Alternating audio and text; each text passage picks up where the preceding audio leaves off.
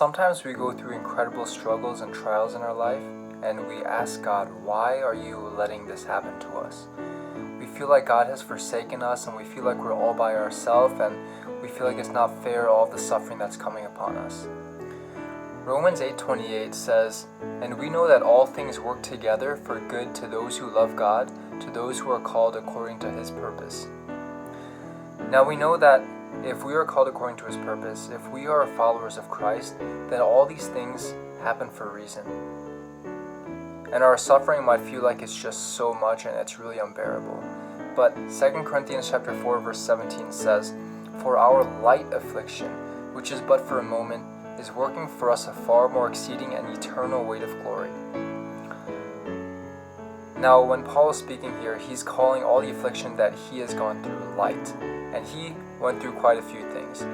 Yet he calls this a light affliction. Now, this is not to downplay any of your suffering or the tough things that you're going through, but it's saying compared to the eternal weight of glory that we're going to have in heaven, all these things that we're going through, which is for a reason, is going to be so small that we're not even going to think about it. And we're going to be so thankful that we went through these things because God has achieved something through it in our lives.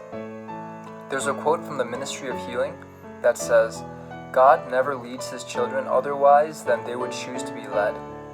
If they could see the end from the beginning and discern the glory of the purpose which they are fulfilling as co-workers with Him." In other words, in the light of eternity, when we're looking back on our earthly lives and we see, I was about ready to give up on life. But when we see the veil lifted back and we see how God has orchestrated all these events and how He has allowed these things to happen and the eternal glory that has come of it, we would not choose to be led in any other way than He has already led us. So again, for any of you who are going through a really tough time in life, I hope this encourages you, and I hope this helps you to see the bigger picture, and that you would just cling to Christ through this ordeal in your life, and that in the end your faith would be strengthened even more. I hope this is a blessing, and I hope you have a great rest of your day.